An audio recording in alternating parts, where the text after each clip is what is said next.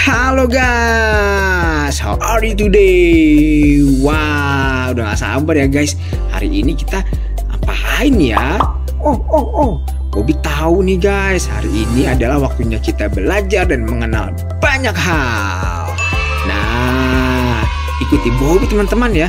Kira-kira hari ini kita belajar apa ya? Let's go!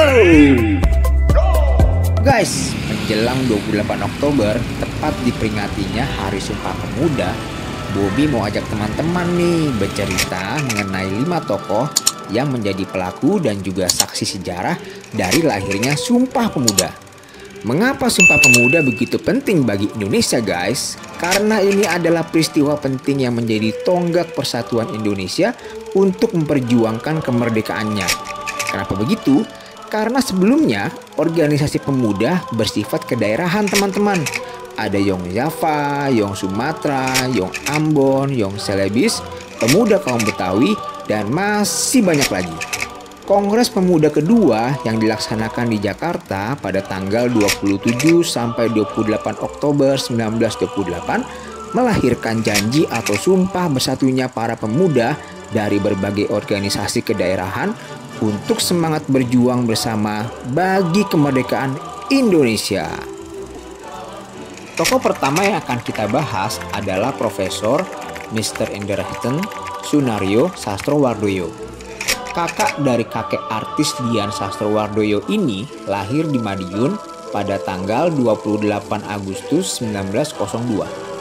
Berasal dari keluarga priayi, Soenarjo muda melanjutkan pendidikannya di High School atau Sekolah Menengah Kejuruan Hukum di Batavia, di mana ia menjadi anggota Yong Java. Setelah menamatkan pendidikannya, ia melanjutkan studinya di Belanda hingga tahun 1925 dan berhasil meraih gelar Meester in de Rechten atau ahli hukum.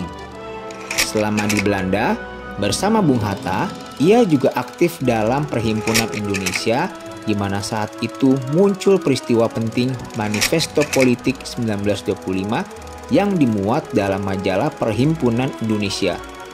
Manifesto Politik 1925 berisi persatuan, kesetaraan, dan kemerdekaan. Di tahun 1928, Soenarjo menjadi penasihat panitia Kongres Pemuda II, di mana ia juga menjadi pembicara dengan membawakan makalah berjudul Pergerakan Pemuda dan Persatuan Indonesia. Selepas kemerdekaan, Soenarjo aktif sebagai anggota dan badan pekerja KNIP atau Komite Nasional Indonesia Pusat, cikal bakal dari DPR saat ini. Tahun 1953 sampai 1955, ia pernah menjabat sebagai Menteri Luar Negeri, di mana ia juga sebagai Ketua Delegasi Republik Indonesia dalam Konferensi Asia Afrika Bandung 1955. Di tahun 1956 sampai 1961, Soenarjo aktif sebagai Duta Besar RI untuk Inggris, dan setelah itu ia diangkat menjadi rektor di beberapa universitas ternama di Indonesia. Tahun 1968, Soenarjo memprakarsai permohonan kepada Gubernur Ali Sadikin terkait pengembalian fungsi gedung milik Si Kong Liang di Jalan Keramat 106 menjadi Gedung Sumpah Pemuda saat ini. Tokoh selanjutnya yaitu Meester Inderheiten Amir Sarifudin. Seperti Profesor Meester Inderheiten Soenarjo, ia juga berasal dari keluarga bangsawan. Keluarganya berasal dari Batak Angkola. Kakeknya seorang jaksa di Tapanuli dan ayahnya jaksa di Medan. Lahir di Tapanuli Selatan 27 April 1907, Amir Sarifudin atas undangan saudaranya TSG Mulia, seorang anggota Volksraad atau Dewan Rakyat Hindia Belanda, ia belajar di Leiden, Belanda sejak 1911.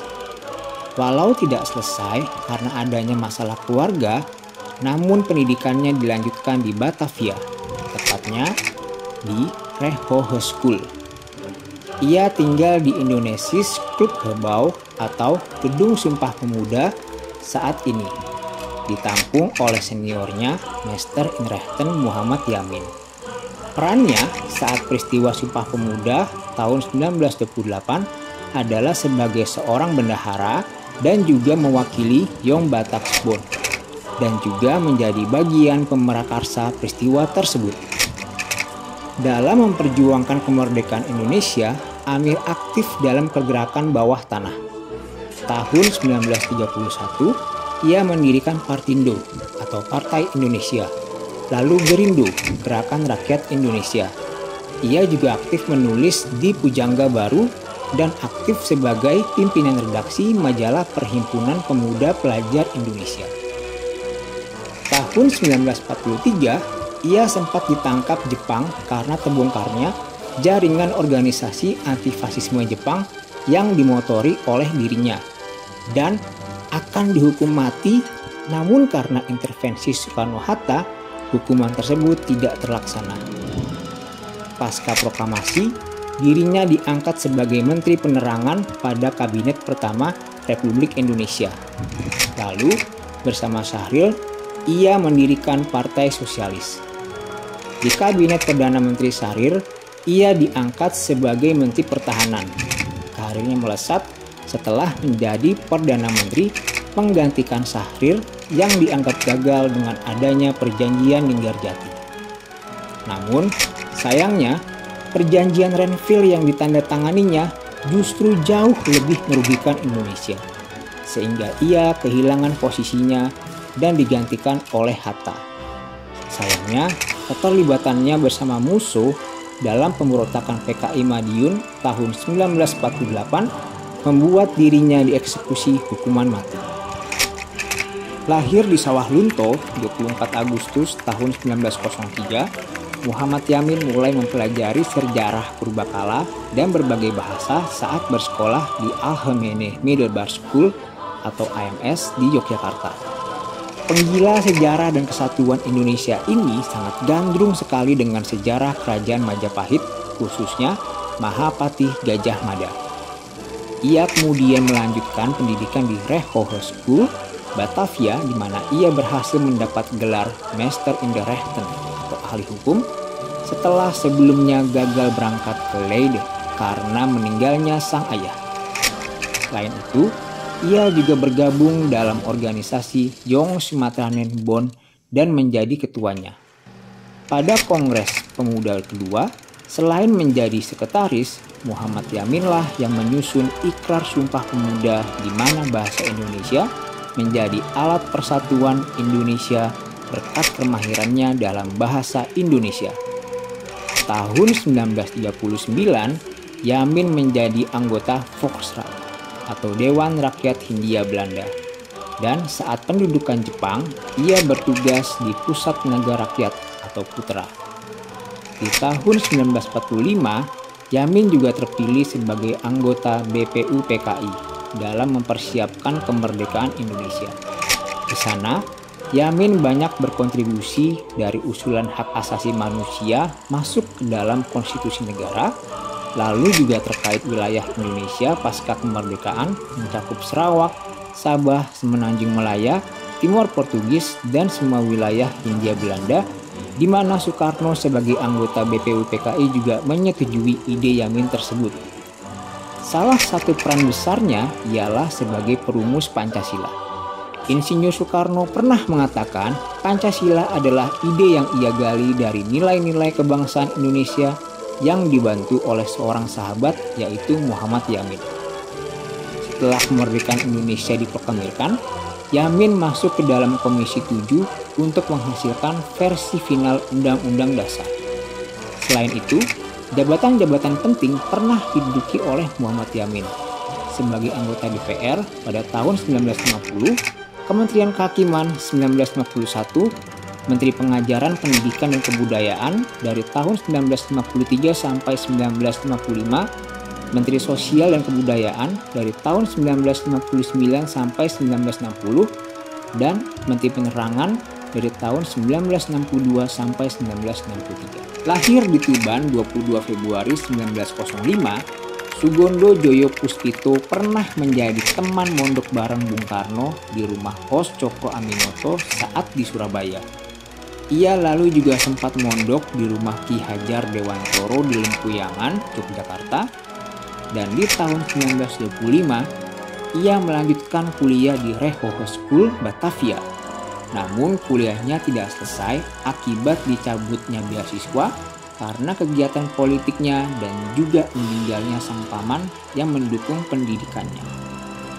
Ia aktif dalam organisasi pemuda PPI atau Persatuan Pemuda Indonesia dan menjadi ketua Kongres Pemuda kedua atas persetujuan Muhammad Hatta sebagai ketua PPI di Belanda dan Soekarno di Bandung. Selain itu, ia tidak berasal dari organisasi kesukuan. Bersama Sunario, mereka mendirikan perguruan rakyat di Salemba dan diangkat sebagai kepala sekolah. Di tahun 1930, ia diminta Ki Hajar Dewantoro sebagai guru di perguruan Taman Siswa di Bandung. Karir mengajarnya sempat terhenti karena larangan Belanda akibat aktivitasnya mendukung PNI atau Partai Nasional Indonesia. Hidupnya pun berpindah-pindah, selain menjadi guru juga menjadi karyawan lepas. Di tahun 1941, menjadi pemimpin kantor berita Antara. Di masa penjajahan Jepang, ia pernah bekerja sebagai pegawai kepenjaraan. Pasca kemerdekaan, ia pernah menjadi anggota Badan Pekerja Komite Nasional Indonesia Pusat atau BPKNIP. Lalu di Kabinet Halim, ia pernah menjabat sebagai Menteri Pembangunan Masyarakat. Di tahun 1950, ia memilih untuk pensiun dan menolak jika ditawarkan jabatan-jabatan tertentu. R. Supratman atau Wage Rudolf Supratman lahir di keluarga berkecukupan. Ayahnya seorang tentara kerajaan Hindia Belanda atau Kenil. Setelah pensiun, Supratman kecil dititipkan di kakak perempuannya yang bernama Rukiem Supratiah yang menikah dengan Willem van Eldik, seorang Indo-Belanda yang bekerja sebagai instruktur batalion di Makassar. Suami kakaknya inilah yang banyak memberikan pengetahuan terkait alat musik dan mengajarkannya hingga mahir bermain biola. Setelah diangkat anak, Van Eldik menyekolahkan Supratman di sekolah dasar Belanda di mana namanya ditambahkan kata Rudolf untuk dipersamakan. Di sekolah tersebut, Supratman kecil banyak menerima perundungan atau bully dari teman-temannya yang keturunan Eropa, di mana kaum pribumi atau bumi putra dianggap tidak pantas sekolah dan hal ini membekas di benaknya. Supratman tidak bersekolah lama karena dikeluarkan oleh pihak sekolah akibat diketahuinya bahwa ia bukan anak kandung Van Eldik. Supratman lantas melanjutkan sekolahnya di sekolah Melayu. Ia lalu melanjutkan pendidikannya di sekolah guru. Setelah sempat menjadi guru, Supratman lalu pindah ke Bandung dan bekerja sebagai wartawan di Kaum Muda. Di masa tersebut, ia mulai tertarik dengan pergerakan nasional dan banyak bergaul dengan tokoh-tokoh tersebut. Saat di Jakarta, Supratman tertantang menciptakan lagu kebangsaan saat membaca majalah Timbul. Tahun 1924, lahirlah lagu Indonesia Raya saat ia berada di Bandung. Saat Kongres Pemuda kedua, pada malam penutupan Kongres, Supratman dengan biolanya memperdengarkan lagu ciptaannya di depan para peserta. Dengan cepat, lagu itu menjadi terkenal di kalangan pergerakan nasional dan selalu dinyanyikan kala partai-partai politik mengadakan kongres. Koran Sinpo adalah media pertama yang mempublikasikan syair Indonesia Raya, di mana W.R. Supratman bekerja sebagai wartawan Sinpo sejak 1925. Sayangnya, akibat lagu tersebut membuat Supratman diburu polisi Hindia Belanda yang menyebabkan ia jatuh sakit. Tahun 1938, setelah menciptakan lagu Matahari Terbit, ia ditangkap dan dipenjara di Kalisosok, Surabaya. 17 Agustus 1938, ia meninggal dunia dan dimakamkan di kuburan umum Kapas, Kenjeran, Surabaya.